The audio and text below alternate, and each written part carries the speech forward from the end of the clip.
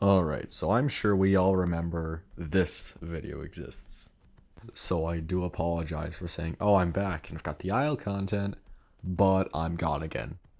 So now I'll say this much. I'm back to a degree with a funky, not really upload schedule, more just randomized.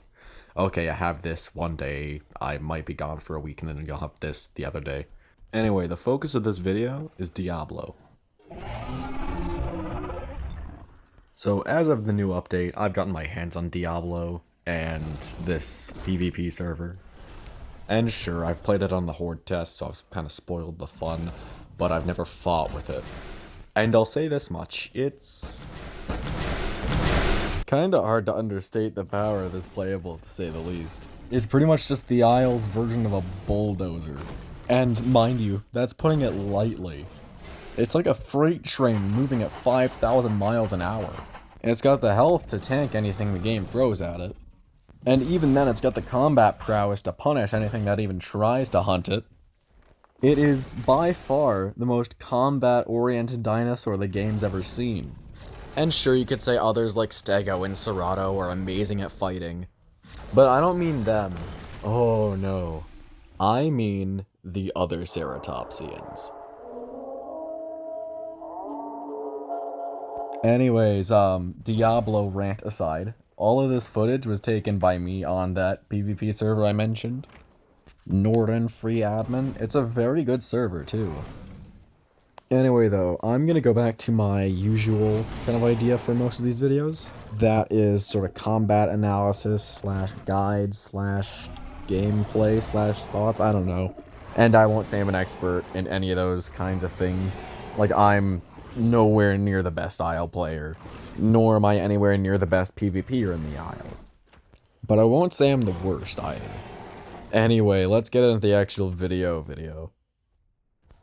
So you've seen this fight already. I was talking over it in the first bit of the video. You pretty much know the outcome, but still I'm gonna analyze it, because that's what I do. Unlike other dinosaurs in the game, we only know so much about Diablo. It's such a new release after all. For example, its hitboxes, they're very funky. As an example, a Diablo left clicks while running, that can stun pretty much everything in the game, or knock them down if they're small enough. And every dinosaur in this case has a pretty big hitbox that Diablo can use to knock them down. Therefore, leading to most fights with a Diablo looking a lot like this.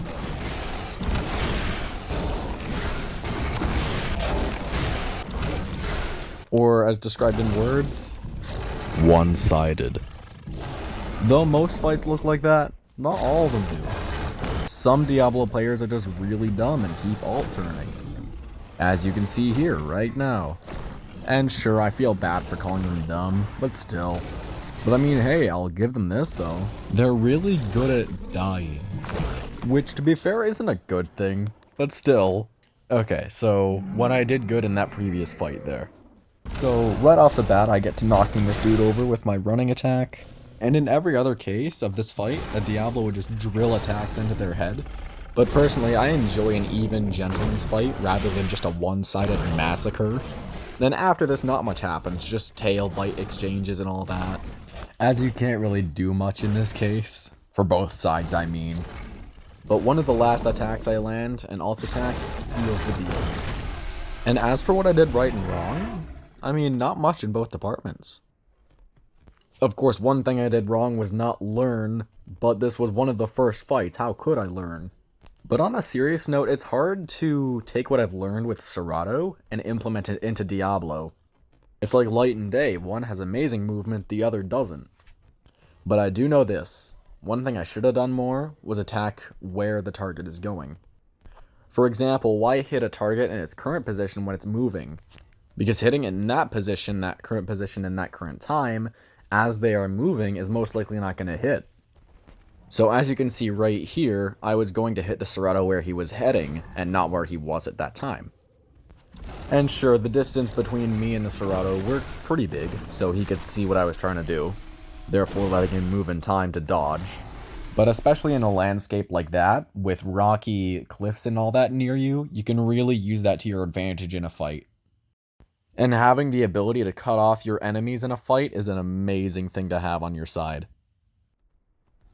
And I've seen many complain about how Diablo can solo a stego, which to be fair is kind of overpowered, I'll say that. The fact that Diablo can go bam, bam, bam, bam, and stun a stego with each hit is kind of one-sided. But stego's new power swing ability can really turn the tide of battle. But even just the generic damage of its tail swing is enough to kill a Diablo. I mean, the blood vignette on my screen you see right now was from one tail hit.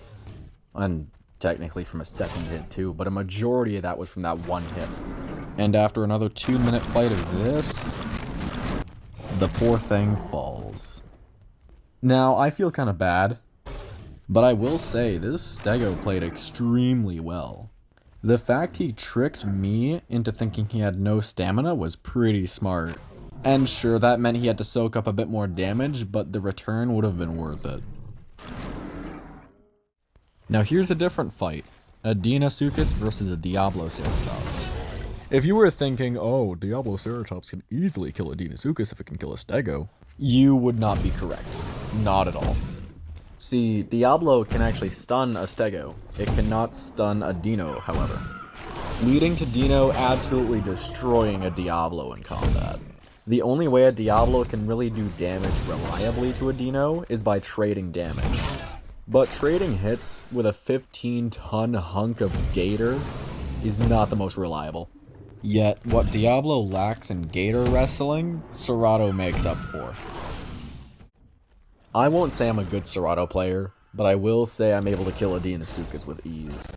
Now, to be fair, killing anything on land as Dinosuchus is kinda tough, but every dinosaur has a drawback. Obviously, Cerato needs to get very close to Dino to actually deal decent damage. With a Carno, you can't charge Dinosuchus, it would stun you, and even then its turning circle isn't the best. Diablo's too fat to even maneuver around the thing. Every small tier in the game has health thinner than a piece of paper, so that, in theory, would leave Stego to be the only even matchup. But it's not. As while I've been talking, I've been destroying this Dinosuchus.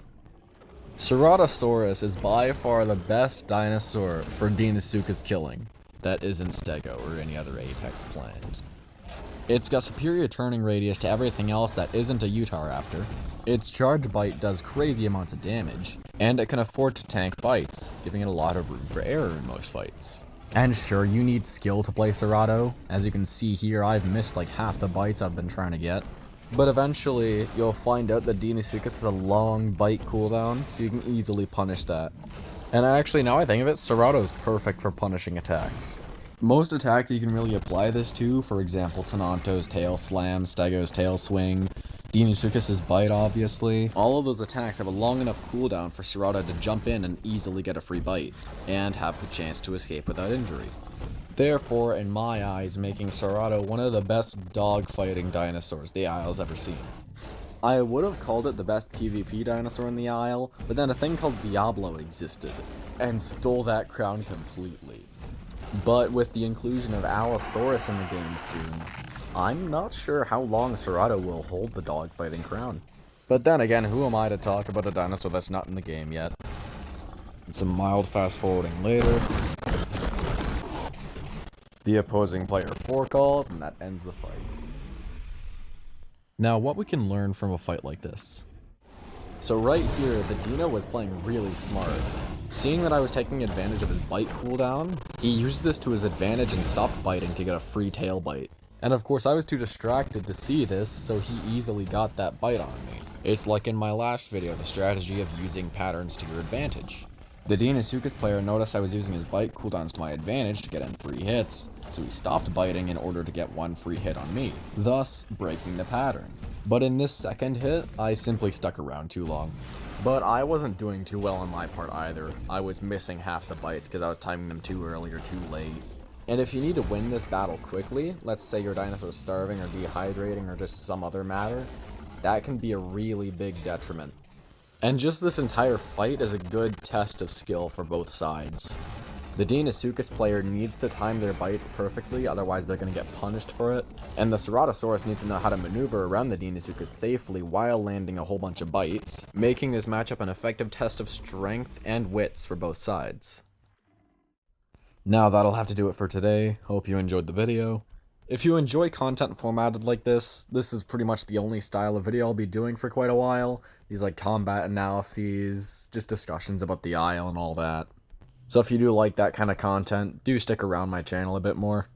But for now, what was the Flaming Tenanto, now the Cerato, signing out.